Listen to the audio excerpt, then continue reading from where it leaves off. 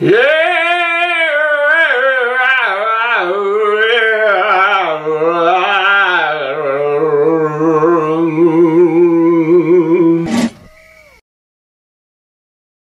suck.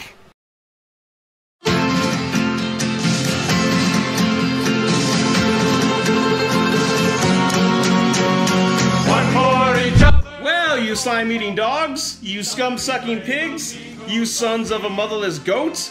Welcome to my Three Amigos review. Ladies and gentlemen, I'm going to be talking about the 1986 classic starring the greatest comedians ever, really, Steve Martin, Chevy Chase, and Martin Short, his first movie, by the way, and directed by John Landis. What is it, honestly, if we kind of step back and watch this film now, what is it about this movie that makes it a timeless classic? It's part of our pop culture, and it's really one of the most quotable movies of the 80s, really. You go to anybody and ask them what a plethora is, and they're going to go ahead and, we're best friends now, I get it. This movie's special to a lot of people, including myself, hence me going full amigo for this review. And we're going to have a lot of fun with this. I'm going to go through my usual spiel.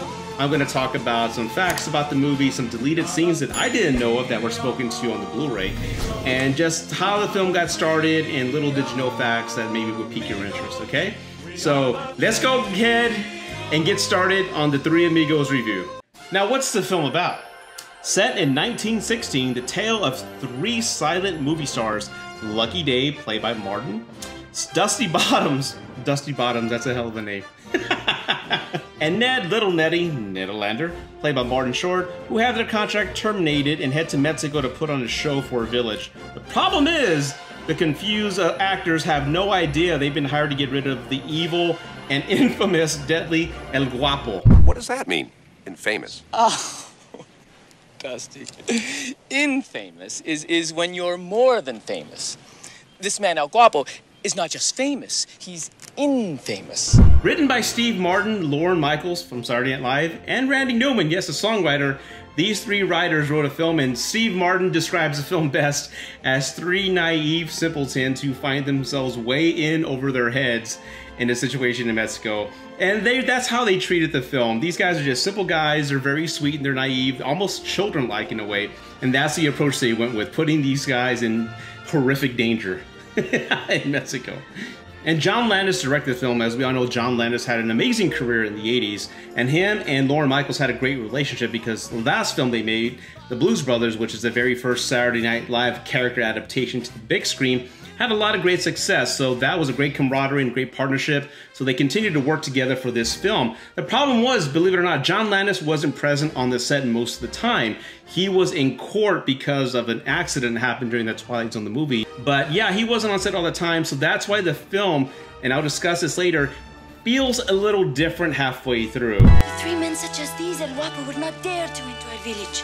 Now time for a little known fact. Carmen, who reached out to the Amigos to stop the infamous, he's so famous, he's infamous, El Guapo, is played by Patrice Martinez. She actually had another great role in another pop culture film I bet you didn't know about. She played Miss Argentina, who was the receptionist in the Beetlejuice film. This is what happens when you die. That is what happens when he dies. And that is what happens when they die. It's all very personal. And I'll tell you something. If I knew then what I know now, I wouldn't have had my little accident. I bet you didn't know that. Then what happened? Then they got on their horses. They rode all over the town, and they called us scum-sucking pigs. Us! And the casting of this film, I mean, from top to bottom, I think this film is cast to perfection. You have Joe Mantegna, who plays Harry Flugelman, who uses his fat Tony voice from The Simpsons. We strayed from the formula, and we paid the price. It's funny because it's true. Well absorbed. You have small roles from John Lovitz and even the late great Phil Hartman. He's amazing as well. Now, the other deleted scene with Sam Kinison, that is forever lost according to the director's commentary on the film.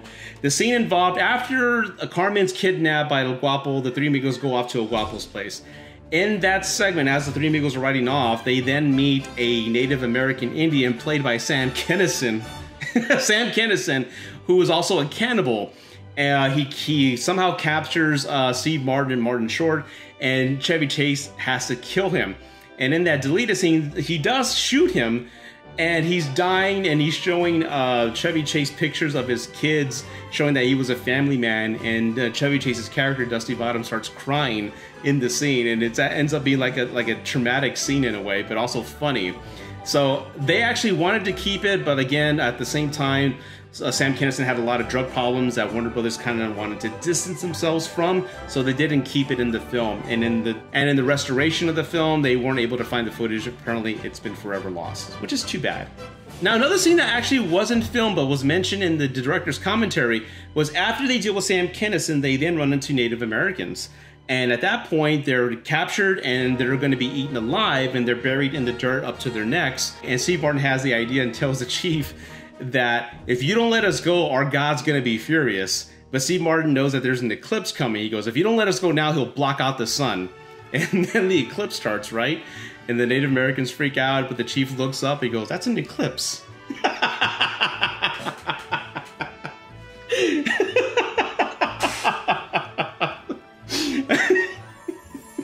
Oh God, I think that's hilarious.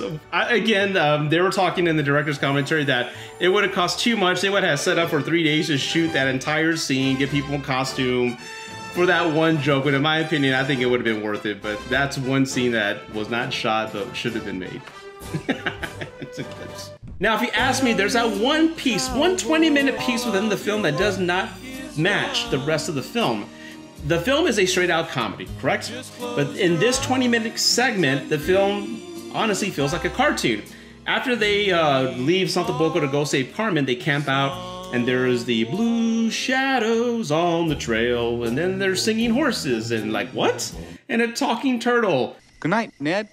That makes no sense whatsoever. And then they're referring to directions about finding the singing bush and yelling the magic chant and firing one round in the air. Like, who gave them these directions?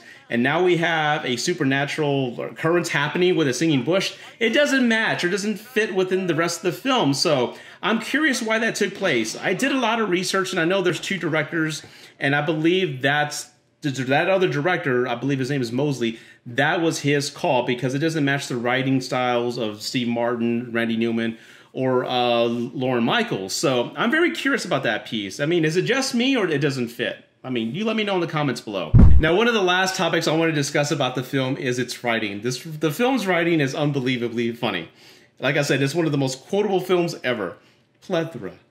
Would you say I have a plethora of piñatas? See, El Guapo, you have a plethora. Tell me, Jefe, what does plethora mean? Okay, I'm gonna stop. The point is, this film, I love quoting it. It's a sweater. You know, it's just a lot of fun. I'm gonna stop rambling now. But for this piece of the video, I'd like to go ahead and just share with you my favorite jokes within the film. So, roll the clip. You say I have a plethora of piñatas? Oh, yes. You have a plethora. Jefe, what is a plethora? Why, Guapo? He is 33 years old. It's a sweater! It's a sweater!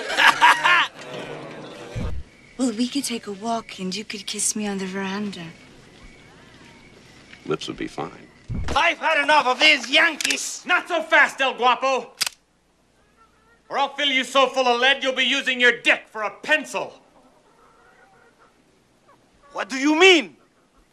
I don't know. You know, and out of curiosity, I was thinking to myself, could this comedy, this style of comedy, be popular with today's audiences? Because in my opinion, the 80s has some of the best writing ever. You have this film, you have Trading Places, you have National Lampoon's Vacation, you have Airplane. There's a lot of films that have that unique writing style. Even Ghostbusters. Ghostbusters is one of the best. It's that dry, sarcastic sense of humor that I love. And I don't know if that would be popular with today's audiences. I really don't. It's a shame. But let me know what you think. You think this type of comedy would be popular with today's audiences? I don't know. I don't think it would. And as always, my friends, thank you for watching Rudy's Movie Review, San Antonio's infamous movie critic. I hope you enjoyed this look back at the Three Amigos. It's one of my favorites of the 80s. As you can see, I was probably laughing way too much during this review to be, you know, informative, but I hope you had a great time like I did. And as always, if you like what I'm doing and you like what I'm producing, please hit the subscribe button down below. Hit the like button. Leave some comments. I would love to hear what you thought about this review if you learned something that you didn't know about. Your favorite film from the 80s, or one of your favorite films. And as always, my friends, thank you for watching. I appreciate your time. Take care. God bless, and live long and prosper. And I'm out.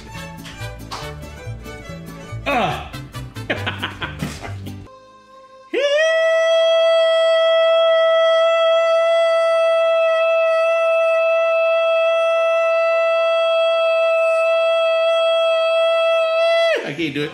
Amigos! Oh, shit.